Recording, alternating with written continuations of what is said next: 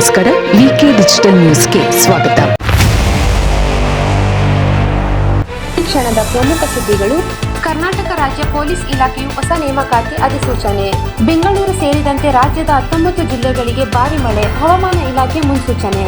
ದೇವರಾಜ ಅರಸು ಮೊಮ್ಮಗ ಸೂರಜ್ ಹೆಗ್ಡೆ ನಿಧನ.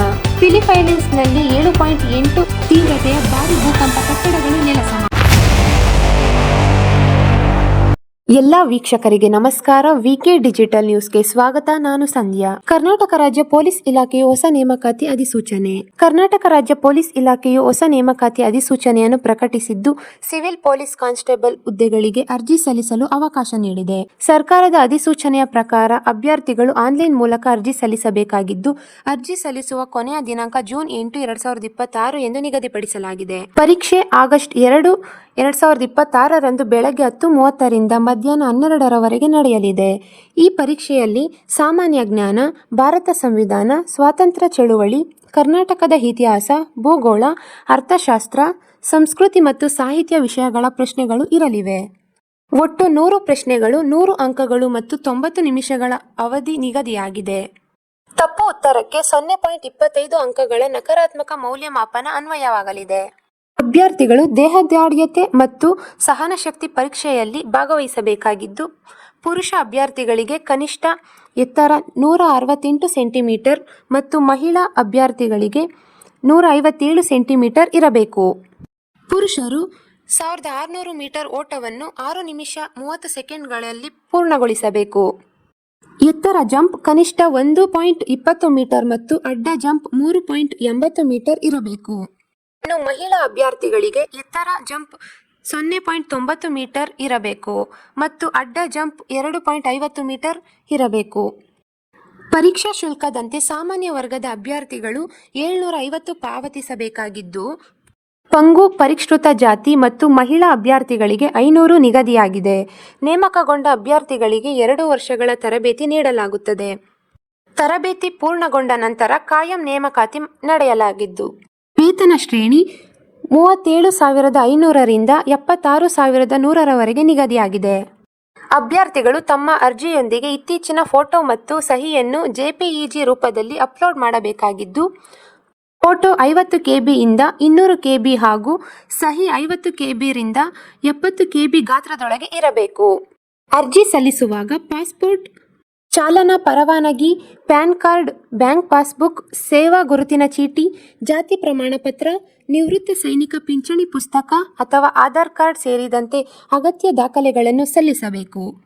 ಅಭ್ಯರ್ಥಿಗಳ ಆಯ್ಕೆ ಪ್ರಕ್ರಿಯೆ ಪೂರ್ಣವಾಗಿ ಪಾರದರ್ಶಕವಾಗಿದ್ದು, ಅರ್ಹ ವಿದ್ಯಾರ್ಥಿಗಳನ್ನು ಶಾರ್ಟ್ ಲಿಸ್ಟ್ ಮಾಡುವ ಪ್ರಕ್ರಿಯೆ 1:5 ಅನುಪಾತದಲ್ಲಿ ನಡೆಯಲಿದೆ. ಆಯ್ಕೆಯಾದ ಅಭ್ಯರ್ಥಿಗಳು ದೇಹದಾಢ್ಯತೆ ಮತ್ತು ಸಹನಶಕ್ತಿ ಪರೀಕ್ಷೆಯಲ್ಲಿ ಭಾಗವಹಿಸಬೇಕಾಗುತ್ತದೆ. ಹೆಚ್ಚಿನ ಮಾಹಿತಿಗಾಗಿ ಅಭ್ಯರ್ಥಿಗಳು ಮಾರಾಟ ಕೇಂದ್ರದ ದೂರವಾಣಿ ಸಂಖ್ಯೆ 08020346060 ಬೆಳಗ್ಗೆ 10ರಿಂದ ಸಂಜೆ 6ರವರೆಗೆ ಸಂಪರ್ಕಿಸಬಹುದು. ಈ ಅಧಿಸೂಚನೆಗೆ ಸಹಿ ಹಾಕಿರುವವರು MS ಉಮೇಶನ್, IAS, ಡೆಪ್ಯೂಟಿ ಆಯುಕ್ತರು, ಜನರಲ್ ಆಡಳಿತ ವಿಭಾಗ, ಬೆಂಗಳೂರು. ಫಿಲಿಪೈನ್ಸ್ನಲ್ಲಿ 7.8 ತೀವ್ರತೆಯ ಭಾರಿ ಭೂಕಂಪ, ಕಟ್ಟಡಗಳು ನೆಲಸಮ. ದಕ್ಷಿಣ ಫಿಲಿಪೈನ್ಸ್ನಲ್ಲಿ ಇಂದು ಸೋಮವಾರ ಮುಂಜಾನೆ ಪ್ರಬಲ 7.8 ತೀವ್ರತೆಯ ಭೂಕಂಪ ಸಂಭವಿಸಿದೆ. ಕಟ್ಟಡಗಳು ನೆಲಕ್ಕುರುಳಿದ್ದು, ಭಾರಿ ಭೂಕಂಪದ ಬೆನ್ನಲ್ಲೇ ಕರಾವಳಿ ಪ್ರದೇಶದಲ್ಲಿ ಸುನಾಮಿ ಮುನ್ನೆಚ್ಚರಿಕೆ ನೀಡಲಾಗಿದೆ ಎನ್ನಲಾಗಿದೆ.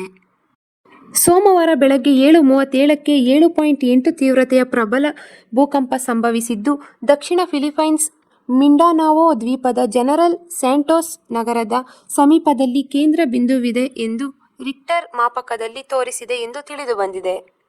ಭೂಕಂಪದಿಂದಾಗಿ ಸುಮಾರು 7 ಲಕ್ಷ ಜನಸಂಖ್ಯೆ ಹೊಂದಿರುವ ಜನರಲ್ ಸ್ಯಾಂಟೋಸ್ ನಗರದಲ್ಲಿ ಸಂಪೂರ್ಣ ಕತ್ತಲಲ್ಲಿ ಆವರಿಸಿದೆ. ನಗರದಾದ್ಯಂತ ವಿದ್ಯುತ್ ಸಂಪರ್ಕ ಕಡಿತಗೊಂಡಿದ್ದು, ಜೊತೆಗೆ 4 ಅಂತಸ್ತಿನ ವಾಣಿಜ್ಯ ಕಟ್ಟಡವೊಂದು ಬಹುಂಶ ಕುಸಿದಿದೆ. ಕಚೇರಿ ಸಮಯ ಪ್ರಾರಂಭಕ್ಕೂ ಮುನ್ನವೇ ಭೂಕಂಪ ಸಂಭವಿಸಿದ್ದರಿಂದ ಸಿಬ್ಬಂದಿ ಪ್ರಾಣಾಪಾಯದಿಂದ ಪಾರಾಗಿದ್ದಾರೆ. ಅವಶೇಷಗಳ ಅಡಿಯಲ್ಲಿ ಯಾರಾದರೂ ಸಿಲುಕಿದ್ದಾರಾ ಎಂಬುದು ಇನ್ನಷ್ಟೇ ತಿಳಿಯಬೇಕಾಗಿದೆ.